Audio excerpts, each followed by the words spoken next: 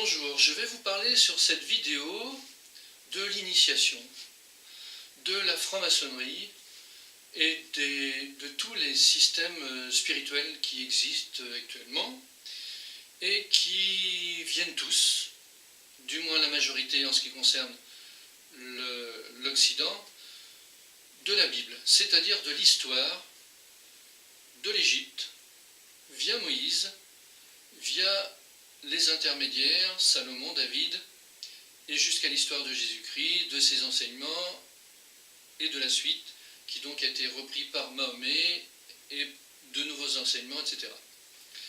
Les trois plus grandes religions, catholiques, musulmanes et juives, sont toutes les trois des religions sectaires, c'est-à-dire ce sont des sectes.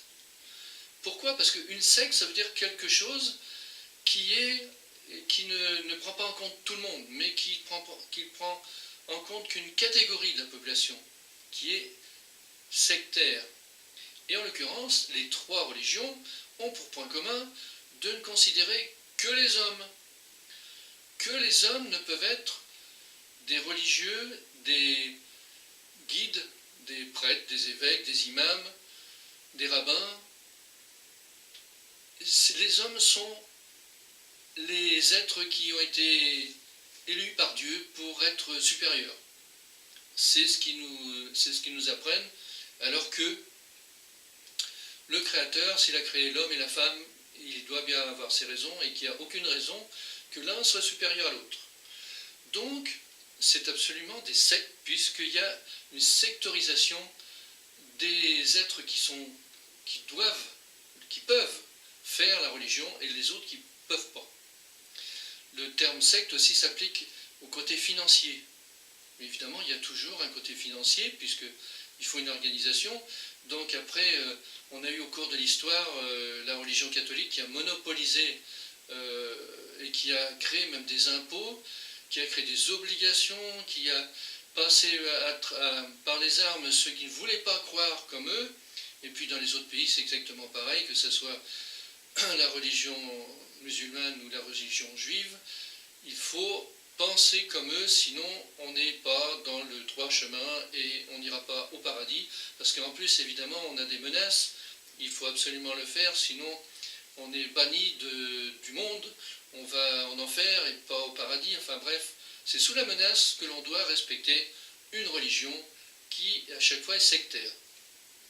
À cela se rajoutait la franc-maçonnerie et d'autres courants qui sont toujours aussi sectaires, puisque par exemple pour la franc-maçonnerie, il y a des loges qui sont soit masculines, soit féminines, mais qui ne respectent que ce critère. Et en plus de ça, bien entendu, c'est pas gratuit. Il faut des cotisations annuelles qui vont à l'organisation, etc. Mais pour rentrer à la franc-maçonnerie, par exemple, eh bien, il faut aussi avoir d'autres critères, c'est-à-dire ne pas avoir de casier judiciaire. Et puis, évidemment, il y a 3 enquêtes qui sont faites, mais c'est surtout pour voir l'honorabilité de la personne et surtout, financièrement, ses possibilités. Et les personnes qui n'ont pas une aptitude financière ne sont pas admises dans la franc-maçonnerie. Alors tout ça, pour point commun, eh bien, la vie de Moïse au départ, et puis la suite. Toute cette histoire est racontée dans des livres que j'ai écrits. Donc le premier, c'est La Cité de la Paix. Pourquoi la Cité de la Paix? Eh bien, il est prévu, et là c'est par toutes les religions, pas que par une, que nous sommes rendus à la fin des temps. À la fin des temps, de quoi? Point d'interrogation. À ce mot, fin des temps, est associé le terme d'apocalypse et le terme d'Armageddon. Alors effectivement, la fin des temps, comme on a vu sur les temples mayas, le 20 décembre 2012 était considéré comme la fin des temps, c'est-à-dire en réalité la fin d'un cycle, et évidemment le début d'un nouveau cycle de 26 000 ans. C'est le temps que fait la Terre pour faire le tour du soleil central de la galaxie, qui est donc Alcyone, et elle fait 26 000 ans pour faire un cycle, et nous sommes rentrés dans un nouveau cycle, et donc nous sommes dans la fin des temps anciens. et dans un début de nouveau temps. La fin des temps est associée au mot apocalypse. Que signifie apocalypse? Apocalypse veut dire en réalité révélation. Donc en fait nous sommes rendus à la fin des temps de l'ignorance, de la manipulation et au début des révélations sur la réalité. C'est l'objectif de ces livres, c'est de vous donner des informations sur la réalité. La réalité, pourquoi? Eh bien c'est pour l'union du monde. L'union des religions, l'union des hommes. Mais les religions sont plus là actuellement pour séparer les hommes plus que pour les unir. Il y a eu énormément de guerres au nom de la religion, parce qu'il y avait des intérêts supérieurs dans un camp ou dans l'autre à ce que les hommes se combattent plutôt que s'unissent. Nous sommes donc à la fin des temps et au début d'une nouvelle ère de révélation. Le mot Armageddon, donc d'abord le mot apocalypse est aussi associé à des catastrophes. Effectivement, on voit que la Terre a de plus en plus de catastrophes, c'est-à-dire de phénomènes qui sont de plus en plus violents, les tremblements de terre, les tornades, etc. Et cela pourrait être le cas encore bien pire. On s'en doute pour plusieurs raisons. Certains disent à cause de l'augmentation de la chaleur. Ça reste douteux. Par contre, on sait très bien qu'il y a une surpopulation énorme et qu'on ne peut pas se multiplier comme ça indéfiniment. Et donc, naturellement, il va falloir qu'il y ait une diminution de la population. Alors après, cette diminution peut être consentie, réelle, favorisée ou obligée. Obligée par de gros cataclysmes. Donc tout dépend comment l'humanité va réagir. L'apocalypse est souvent associé aussi au terme donc, de catastrophe et aussi de monstres. Quand vous regardez des images sur l'apocalypse, notamment par exemple à la cathédrale d'Albi, vous voyez énormément de monstres qui sont en train de dévorer les personnes. Eh bien, c'est le cas réel. C'est le cas réel dans le sens où on s'aperçoit maintenant, parce que la fréquence de la Terre a augmenté, parce que nous sommes dans un nouveau cycle, que les maladies sont en fait constituées par des parasites, par des esprits, plus ou moins grands, plus ou moins petits, qui sont à l'origine des maladies. Il y a les petites maladies où les parasites sont petits, il y a des grosses maladies comme l'envoûtement, bipolaire, schizophrénie, où ce sont des gros parasites qui prennent possession de la personne, c'est-à-dire ce sont véritablement des envoûtements. Alors là aussi, nous sommes à la fin des temps, parce qu'avec la curothérapie, et puis avec aussi le fait de l'augmentation de la fréquence de la Terre, il nous est possible maintenant de percevoir ces parasites et de les enlever. Autrement dit, ces images diaboliques d'Albi, de la cathédrale d'Albi ou d'ailleurs, sont pas si extraordinaires que ça et sont bien le reflet de la réalité actuelle où par la curothérapie on va pouvoir enlever, mettre fin à ces parasites, à leur vampirisme et mettre fin aux maladies. Et ceci de manière énergétique et réelle. Nous ne sommes plus donc à soigner, nous pouvons maintenant guérir, puisque nous pouvons mettre fin aux maladies, en enlevant les parasites qui sont la cause des maladies. Bien entendu, pour cela, il faut comprendre la curothérapie et comprendre le fait que nous ne sommes pas qu'un corps physique. Nous sommes aussi un corps émotif, un corps mental, un corps causal, un corps spirituel, qui sont sur d'autres fréquences, qui ont aussi les mêmes problèmes que le corps physique et qui aussi sont parasités par des parasites de différentes fréquences. Même s'ils ont des aspects quelquefois monstrueux, ils sont quand même sur d'autres fréquences et on peut les attraper et les enlever. Il suffit de se brancher sur la même fréquence. Donc à cette période d'apocalypse, de révélation, les monstres sont bien à leur place, les catastrophes sont bien à leur place, mais dans le sens positif. C'est-à-dire que nous allons maintenant la possibilité de mettre fin aux maladies, de mettre fin aux manipulations, parce qu'à la tête des religions, il est bien entendu qu'il y a des manipulations aussi. Quand on regarde l'histoire des religions, ceux qui sont à la tête ont toujours été placés là un peu par force. Il n'y a pas à part maintenant où le pape est réellement élu, mais par qui et sous quelle influence?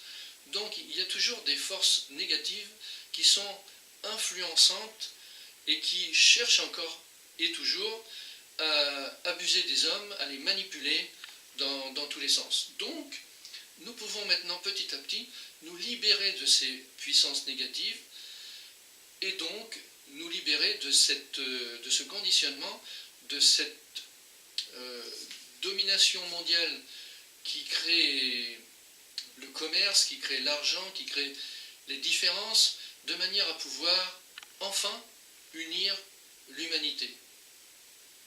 Pour unir l'humanité, il est prévu, selon la Bible, que dans un futur très proche serait construite une cité de la paix. La cité de la paix regroupera les nations. La cité de la paix est indiquée, sa description, dans la Bible, en dernier chapitre, dans l'Apocalypse de Saint Jean. Et bien donc, cette cité de la paix est décrite dans ce livre. La Bible est décryptée, et puis on apprend qu'en fait tout est simple et tout est clair. On apprend où va être construite cette cité de la paix, comment, pourquoi, ainsi qu'évidemment tout ce qui est de nature initiatique mais réel, et non pas camouflé, utilisé, abusé par les religions au cours de l'histoire. Et puis au sein de la cité de la paix, il va y avoir un temple central qui regroupera tous les objets spirituels de toutes les religions, de manière à unir le monde entier, tous les courants spirituels, toutes les civilisations. Ce temple a été surnommé le troisième temple, bien qu'historiquement, vous verrez que ce n'est pas le troisième temple exactement, et il fait l'objet du second livre de la série, le troisième temple donc, qui, dans ce livre, il est décrit avec plus de précision comment il sera, qu'est-ce qu'il contiendra, quel sera son rôle, avec évidemment d'autres descriptions autour, telles que par exemple, il y a 20 000 ans, comment était constituée la planète, c'est-à-dire où est-ce qu'il y avait des villes en France qui donc sont ensevelies en dessous, pour quelles raisons elles sont ensevelies, mais il y a 20 000 ans, il y avait en France des cités. Ensuite, eh bien évidemment, cette cité de la paix va être réalisée, le troisième temple va être réalisé, et un troisième livre explique la période d'ascension, c'est-à-dire cette transformation qui est en train de se faire, comme je vous ai dit, par exemple, la curothérapie pour la fin des maladies, mais d'autres choses aussi, comment fonctionne la nature, les esprits de la nature, qu'est-ce qui est en train d'évoluer, pourquoi ça évolue, comment peut-on en bénéficier. Tout cela nous est décrit dans le troisième livre.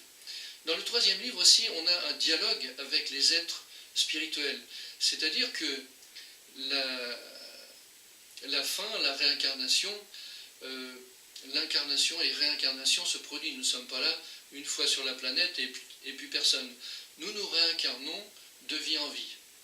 Ce qui d'ailleurs a été enlevé sciemment de la Bible lors d'un congrès des évêques, puisqu'au départ c'était bien indiqué.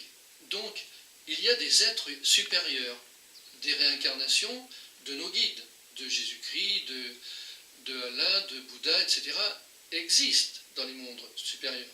Donc on peut aussi, en canalisant, en augmentant notre fréquence par le nettoyage de curothérapie, et puis tous les circuits énergétiques que l'on trouve dans les hauts lieux, on peut monter en fréquence et canaliser ces maîtres.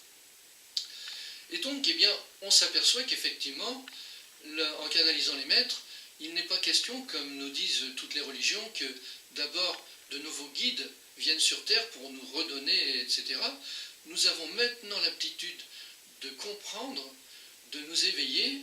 Et dans ce troisième livre est indiqué ce que des maîtres nous précisent, nous indiquent.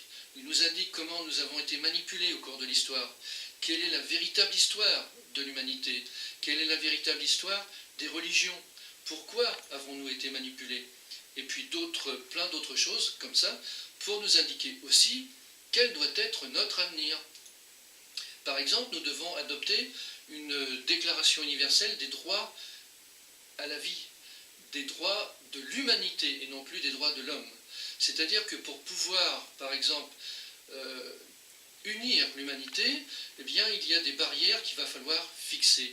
Et notamment, la principale, c'est d'arrêter que la construction des armes soit faite à titre privé.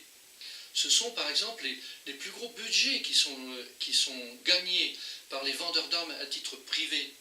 Et bien entendu, puisque ce sont leurs bénéfices, il est bien entendu qu'ils veulent entretenir les conflits. Donc ce sont eux qui organisent un petit conflit à droite, un petit conflit à gauche, en prenant n'importe quel simplet, et puis en lui disant au nom d'Allah va faire sauter cet endroit, au nom de ceci va faire sauter celui-là. Alors actuellement c'est tout au nom d'Allah, mais ça pourrait très bien être au nom d'autres choses. Il suffit de trouver quelqu'un de simplet qui peut être manipulé facilement et qui a envie de faire quelque chose, et puis de lui faire un petit attentat à droite, un autre groupe à gauche, un autre groupe à gauche, et puis d'ailleurs maintenant il y a des attentats qui ne sont même pas faits d'ailleurs sciemment, qui ne sont pas pilotés, et simplement des jeunes qui ont envie de devenir célèbres et qui voient la télé, toute la célébrité qu'on donne aux actes terroristes, eh bien se mettent aussi à faire des petites choses comme ça qui deviennent médiatisées. Donc tout ceci est expliqué dans le troisième livre. Et puis dans le quatrième livre, donc dans le troisième livre c'est Révélation. Dans le quatrième livre, l'Ascension, nous avons d'autres informations encore sur ces mêmes sujets, encore un peu plus, jusqu'au cinquième livre qui s'appelle Armageddon. Armageddon, c'est le dernier combat. Dans la Bible, il est indiqué comme étant le dernier combat où toutes les nations seront regroupées. Mais ce n'est pas toutes les nations seront regroupées pour un combat destructeur. Elles seront toutes regroupées pour un combat final, c'est-à-dire pour s'unir, pour arrêter de s'entretuer, pour que tout le monde soit uni dans un même lieu. C'est le troisième temple, c'est la cité de la paix qui vont réunir toutes ces nations. Et ce combat final, qu'ils s'appelle Armageddon, en fait, c'est le surnom qui a été donné par les maîtres. Et lorsque nous sommes allés donc sur le lieu où va être construite la cité de la paix, où vous verrez d'ailleurs, il y a même des quatrains de Nostradamus qui en parlent, clairement d'ailleurs, alors que souvent c'est très sombre, eh bien ce sont les maîtres qui nous ont indiqué ce nom d'ailleurs, Armageddon, sur le lieu.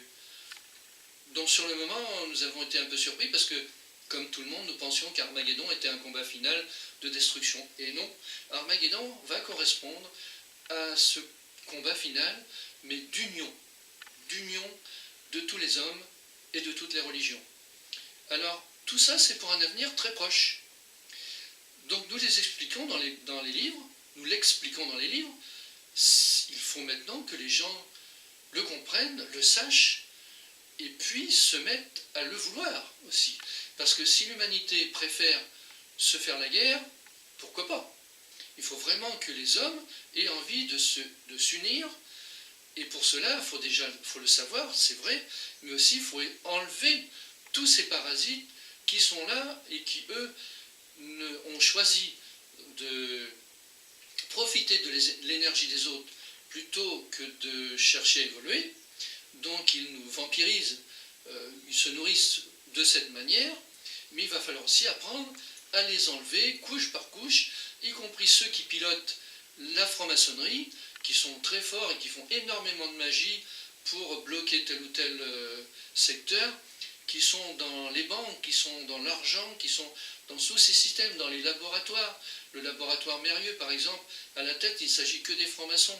Et ceux qui travaillent à l'intérieur, on leur a bien fait comprendre, et là je vous parle d'un témoignage, puisque je connais personnellement des personnes qui travaillent à l'intérieur, on leur a bien fait comprendre que le laboratoire est là pour faire des médicaments pour soigner et surtout pas pour guérir. Parce qu'évidemment, après, ils n'auront plus l'argent qui les alimente. Voilà, donc si vous voulez comprendre où nous en sommes rendus, eh bien, commencez par la Cité de la Paix, tranquillement, et puis suivez le fil, le troisième temple, Révélation, l'Ascension et Armageddon, de manière à comprendre comment est la société actuellement, comment nous avons été manipulés depuis des siècles et des millénaires, et comment nous pouvons nous en sortir. Voilà, je vous remercie et vous retrouve donc sur une autre vidéo. Merci.